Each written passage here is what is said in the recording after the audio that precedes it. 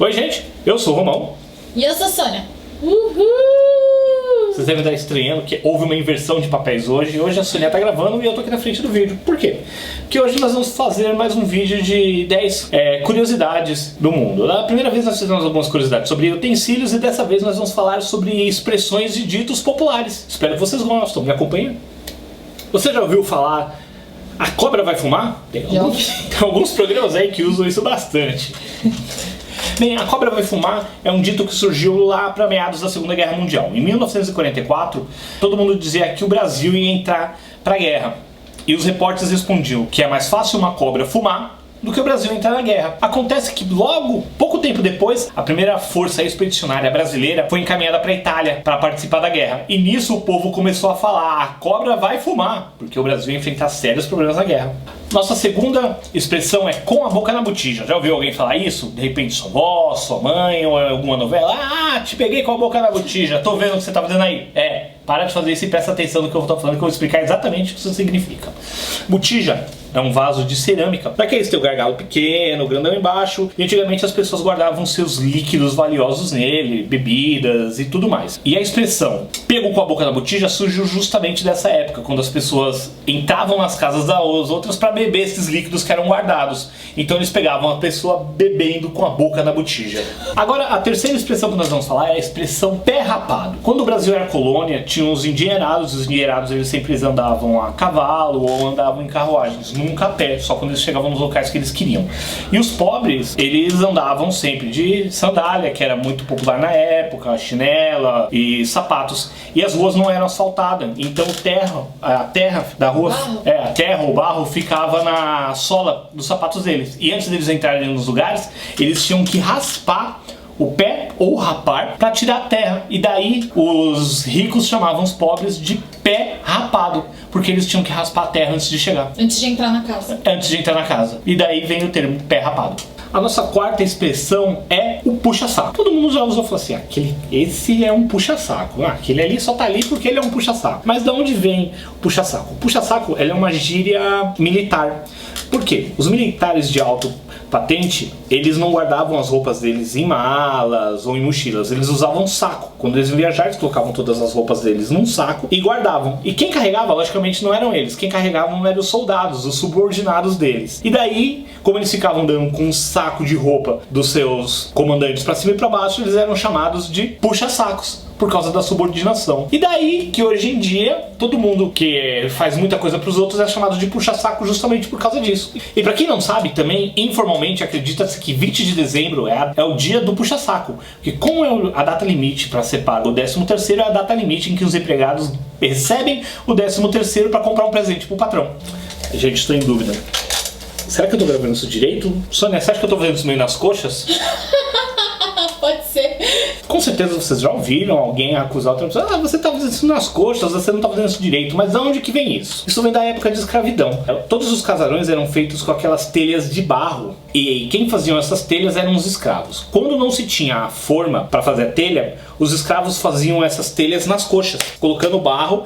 Como a coxa é ondulada, eles colocavam o barro por cima da coxa para dar ondulação e assim faziam as telhas. Logicamente, nenhum escravo era exatamente igual ao outro. Uns eram maiores, outros eram menores, outros eram mais fracos, outros tinham as coxas maiores. E isso fazia com que essas telhas nunca ficassem uma parecida com a outra. Feitas todas essas telhas com os escravos, eles colocavam no telhado dos casarões e logicamente não ficava tudo igual. Então o telhado ficava bem desregular. E quando se chovia, quando tinha um pingo ou outro, eles falavam: mais uma telha feita nas coxas. Porque o telhado não ficava perfeito. E isso veio até hoje e daí surgiu o termo nas coxas. E por isso que até hoje em dia, quando algo não é bem feito, se diz que é feito nas coxas.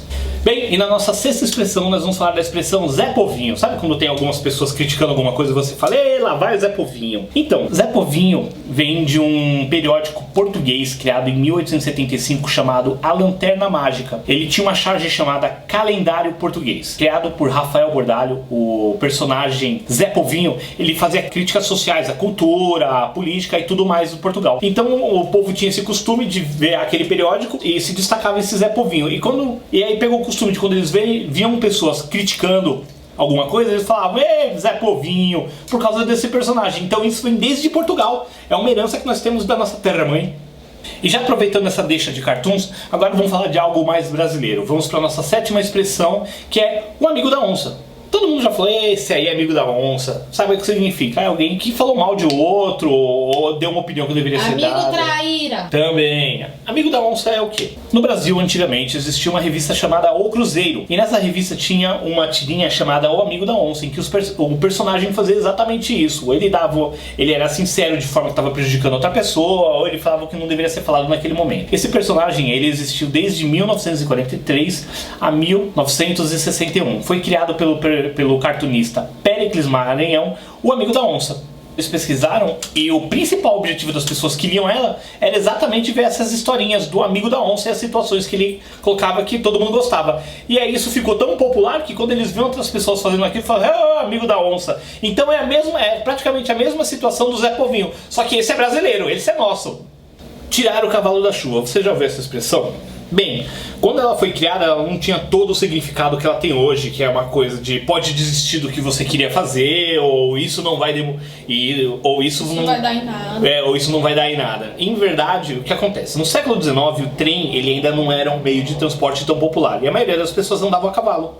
Como na época o cavalo era o meio de transporte mais utilizado, através da forma em que as pessoas guardavam o cavalo quando chegavam na sua casa, você sabia o que elas pretendiam, se ia ficar muito ou pouco tempo. Como? As pessoas não podiam chegar e colocar o cavalo no estábulo dos donos das casas, porque colocar um cavalo no estábulo sem a permissão dele era muita falta de educação.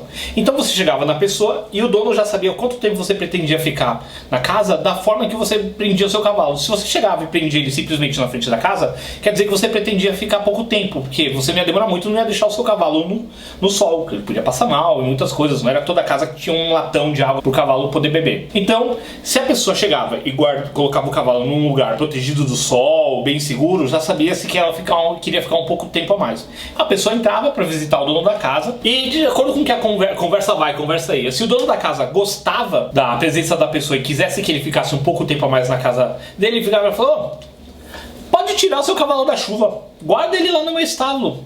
Ou seja, desista da sua ideia de ficar pouco tempo na minha casa. Desista do seu objetivo. Se você pretende ficar pouco tempo na minha casa, pode tirar o seu cavalo da chuva, guarda ele lá no meu estábulo e vamos continuar trocando ideia. E daí surgiu essa de tirar o seu cavalo da chuva. E a nossa nona expressão é pensar na morte da bezerra. Você já ouviu? Sabe quando a pessoa está parada, ela fica olhando o horizonte, sem muito longe de tudo que está acontecendo, e você fala, aquela pessoa está pensando na morte da bezerra. Existem várias teorias que contam o porquê do surgimento desse dito. A mais aceita é uma lenda que vem da época dos hebreus, em que existia aquele costume de se sacrificar bezerros em homenagem a Deus, que era um ritual deles em homenagem ou até então como forma de redenção de seus pecados. Então conta a lenda que o filho do rei, Absalão, ele tinha muita afinidade por uma das bezerras que tinha lá no reino dele. O pai dele, mesmo sabendo disso, não poupou essa bezerra. Em um dos rituais acabou sacrificando ela. E isso deixou o filho dele muito triste. E conta-se que por muito tempo o filho dele vivia parado, sempre vivia triste pensando na morte da bezerra. E daí que vem o dito. Em algumas das versões dessa lenda, conta que meses depois do sacrifício da bezerra, de tão triste, tão grave foi a forma em que esse menino, o filho do rei, ficou triste, que ele acabou morrendo. E por causa dessa lenda veio ficar pensando na morte da bezerra. Casa da mãe Joana. Sabe? Quando sua mãe voltou do mercado, cansada de carregar as compras, ela chega e você e seus irmãozinhos fizeram aquela festa, fizeram aquele castelinho de lençol. Sua mãe chega, põe a sacola no chão, olha, põe a mão na boca e fala: isso aqui tá parecendo a casa da mãe Joana. Essa é uma expressão bem antiga. Surgiu por causa de uma mulher chamada Joana de Nápoles, que também era conhecida como a Rainha de Nápoles e a Condessa de Provença. Ela viveu entre os anos de 1326 e 1382. Joana de Nápoles, ela regularizou os bordéis na França. E dentro dos bordéis iam muito os homens mais influentes. Exatamente. Os homens mais influentes daquela época, militares, eles viviam nesses bordéis. E lá eles faziam o que eles bem queriam. E por isso acabou sendo conhecido como Casa da Mãe Joana, onde lá cada um vai e faz o que bem quiser. O termo acabou traduzindo também, foi levado para Portugal, onde todo o prostíbulo era conhecido como Paço de Mãe Joana.